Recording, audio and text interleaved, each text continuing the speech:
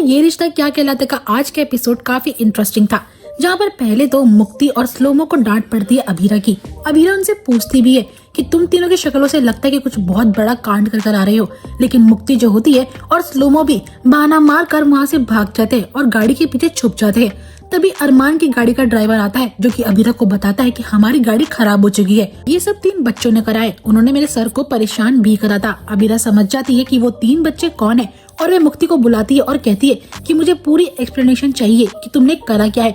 मुक्ति बताती किस तरीके से गाड़ी के आगे कील डाल दी थी। अभीरा बोलती उस गाड़ी का एक्सीडेंट भी तो हो सकता था, लेकिन मुक्ति बोलती मैंने स्पीड को मेजर कर लिया था, बाकी और गाड़ी इसलिए खराब हुई है क्योंकि उसमें मोह ने आलू डाल दिया था। अब गैराज वाले हंसते हैं, लेकिन अभीरा इस बात पर काफी नाराज होती है और वे मुक्ति को काफी खरी खोटी सुनाती है।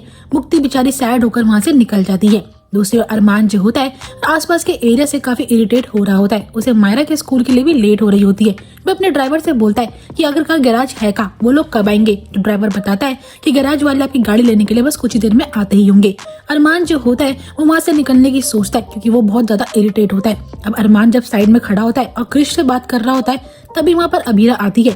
एक पल को ऐसा लगता है दोस्तों कि जैसे कि आज ही वो दिन है जिस दिन अरमान अभीरा का मिलन हो सकता है, आमना सामना भी हो सकता है, लेकिन ऐसा कुछ भी नहीं होता है। अरमान को फोन कॉल की वजह से साइड में जाना पड़ जाता है। अभीरा देखने की कोशिश तो करती है कि आखिरकार ये ड्राइवर है कौन, और वैसे भी फुटवर्क से वो ये पहचान लेती है कि ये पक्का किसी का पेरेंट है। अब यहाँ पर अरमान जो होता है क्रिश को ऑर्डर देता है कि उन गैराज वालों को मेरे बिजनेस वाले फोन से एक मैसेज और ड्रॉप कर दो और इस बार डायरेक्ट धमकी देना, अगर वह रीडेवलपमेंट के काम में हमारा साथ नहीं देंगे तो हम उन पर केस फाइल कर सकते हैं। अभीरा जो होती है जैसे तैसे अरमान की गाड़ी अपने साथ ले जाने लगती है। उसी दौरान जब वो मैसेज रीड करती है तो उसे बहुत ज्यादा गुस्सा आता है। यहाँ पर नीलेश बोलता है कि हमें गुस्से में उन्हें कोई जवाब नहीं देना होगा, इसलिए वह गाना गाकर उस बिजनेसमैन को जवाब देते हैं। और जब अरमान ये गाना सुनता है तो वो सोचता है कितने बेवकूफ और पागल लोग हैं। अब दोस्तों यहाँ पर गाड़ी पहुँच जाती है गैराज के पास। दोस्तों तभी यहाँ पर अरमान को आती है विद्या की कॉल, जो उसे रियलाइज करवाती है कि मायरा के एडमिशन करवाने में सिर्फ थोड़ी ही देर बाकी है। अगर जरा सा भी लेट हो गए तो इस स्कूल से भी हाथ धो बैठना पड़ेगा। इसलिए अरमान जो होता है फटाफट से अपनी साइकिल पकड़ता है और निकल पड़ता है स्कूल की ओर। मीरा देखने भी आती है आखिरकार इस गाड़ी को चलाता कौन है। तभी वह ड्राइवर से बोलती है कि आपके सर तो गाड़ी के पीछे साइकिल लेके घूमते हैं। तो ड्राइवर बताता है कि उन्हें कहीं जाना था और वह लेट हो रहे थे, आप बताइए गाड़ी कब तक ठीक होगी। अभीरा कहती है लगभग 1 दिन का टाइम तो लगेगा, आप मुझे अपना एड्रेस दे दीजिए, मैं वहाँ पर गाड़ी पहुँचा दूंगी कल।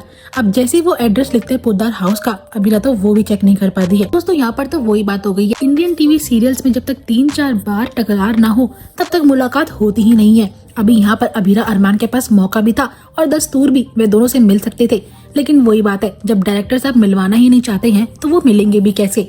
अब आगे बढ़ते हैं। रिंकू की शादी होने वाली थी तो अभीरा के गैराज के कर्मचारी जो होते हैं कहते कि रिंकू की शादी होने वाली है, हमें वहाँ जाना होगा। अभीरा कहती हुई कि गाड़ी कौन ठीक करेगा, एटलीस्ट हमें गाड़ी सफाई तो करनी चाहिए ना, लेकिन वो बंदे कहते गाड़ी सफाई के पैसे तो हमें नहीं मिलने वाले। फिर भी अभीरा कहती है कि चाहे कुछ भी हो जाए गाड़ी तो मैं खुद ही साफ कर लूंगी क्योंकि ये सारी गलती भी तो मेरे बच्चों ने ही करी है।